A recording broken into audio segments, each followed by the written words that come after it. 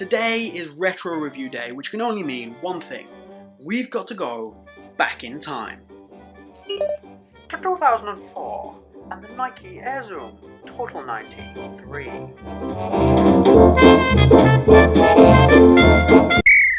What's up guys, James here from BootWizard Boot Reviews, back with another retro review, and this time we're going even further back. We're going to 2004 and to what is one of my most favourite boots in terms of just nostalgia and fond memories. It's the Air Zoom Total 93. This is the last of the AZT range before Nike went full power boot on us. This was kind of a power boot and gave us the laser range. This is a boot that offers so many things that we don't really have in today's modern football boot market, mainly because not only was this designed around the idea of power, accuracy from the shot, which even that has kind of gone away, it was designed around comfort, designed around being comfortable for an entire 90 minutes. Just before we get going, I do need to say a huge shout out to ARF Football. They're the guys that have provided me with these boots so that I can review them. The boots are actually still for sale. You can buy them from ARF_football on Instagram. And like I say, I have to say a huge thank you to them for sending these over for review so that we can get a retro review out to you guys. So again, ARF_football on Instagram. So let's see how a 2004 boot holds up in 2020. Remember to like and share the video, get subscribed, and if you want to support the channel, head over to Patreon. But let's get into it.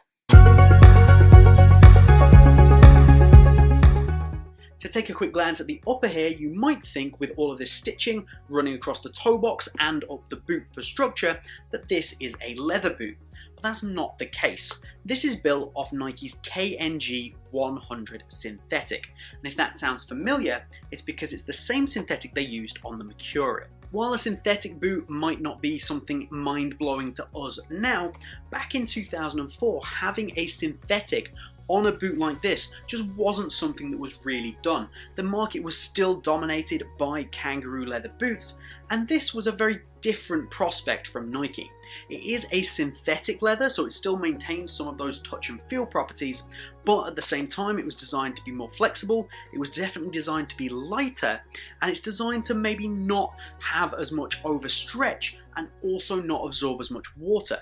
So overall the idea was to give you that leather touch and feel without the drawbacks or the side effects. Does that work? On the whole, yes.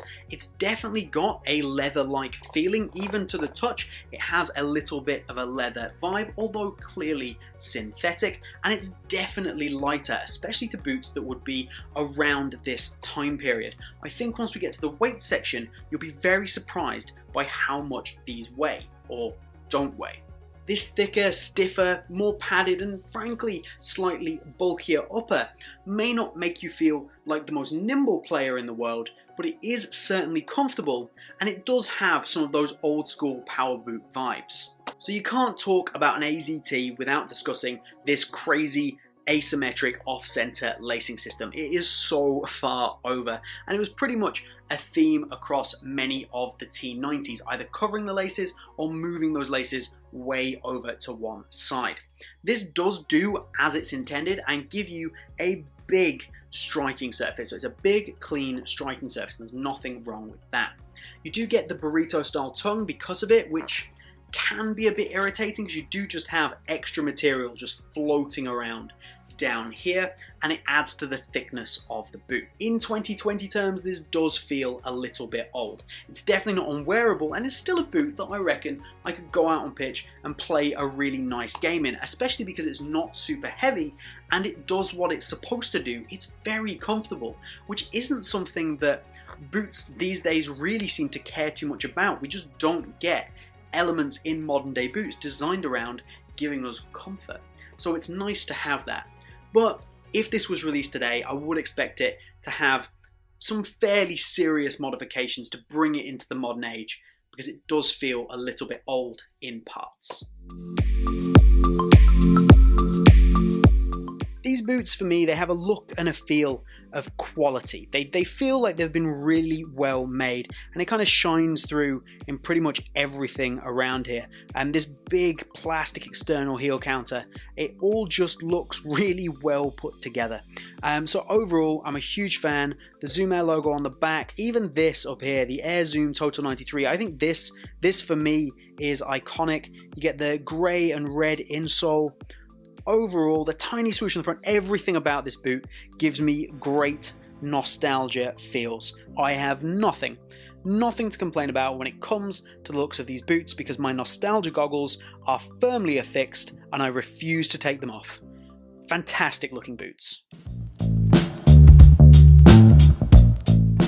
The sole plate is one that I think is surprisingly good.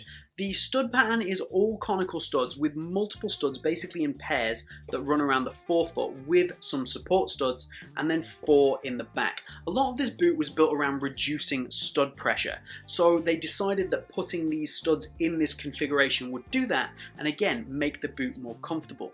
Running up the outside of the boot, you get these spinal structure bars, as Nike called them, which are there, as you would assume, to stiffen the outsole in the heel and the midfoot, and they do a good job. It is a stiffer, stable heel and midfoot in this outsole, and I would have no complaints about that.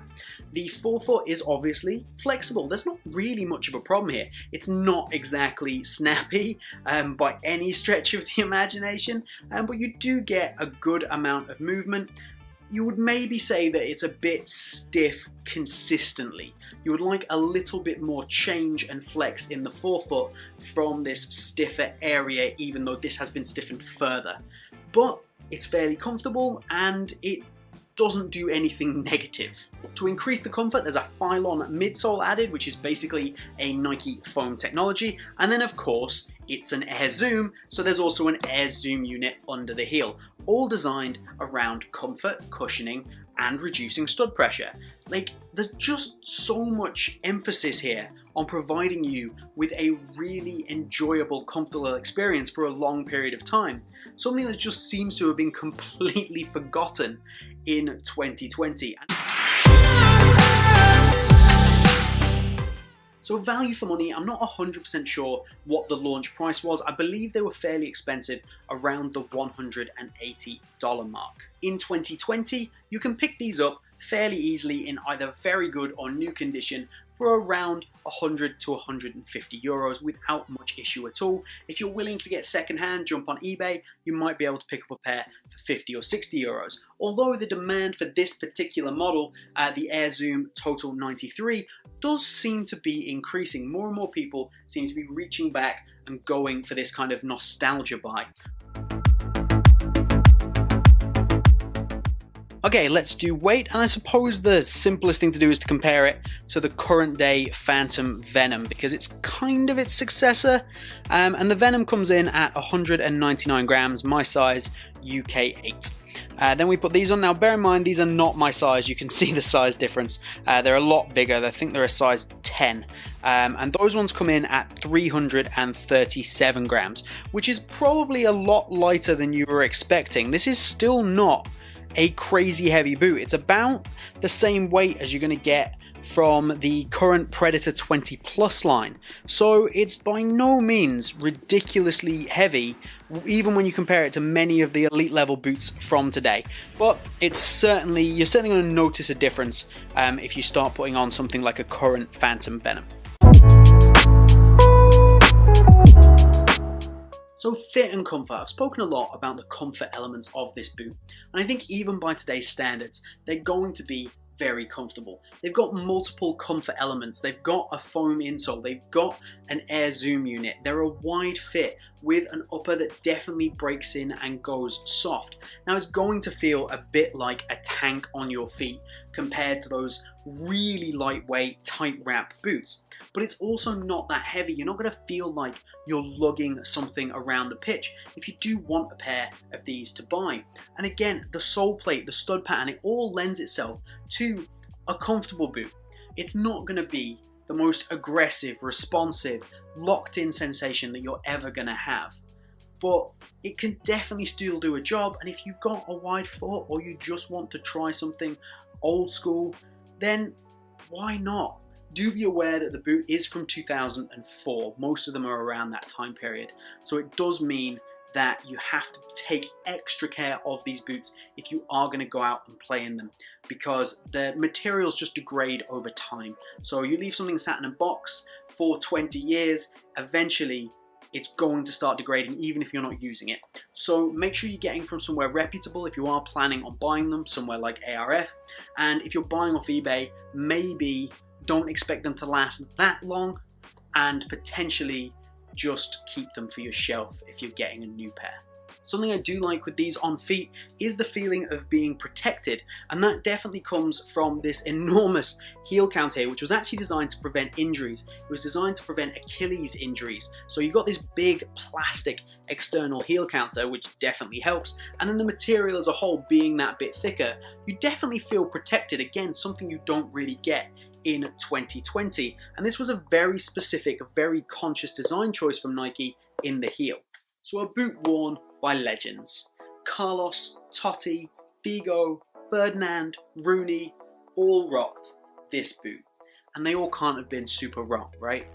Now, admittedly, a lot of this for me is nostalgia. I absolutely adored this boot when it came out. I still think it is a decent boot now. It's definitely got a bit long in the tooth. When you compare this to my Superfly 4 review, where I was like, bang, I put that on my feet right now, wear it for the rest of the season, it's maybe not the case with this. If I had a pair, when I have a pair, I will use them because hashtag wear your boots. But they're not going to be a boot that I'm going to wear to every training session, to every game. They're a nostalgia feel, and they're something that I think is amazing purely just to own, and would definitely be fun to break out from time to time in training, maybe even in a game. And if you're looking for something that has old school feels, that's more comfortable, that you can still wear, you can still represent on pitch, then it's definitely not a bad choice.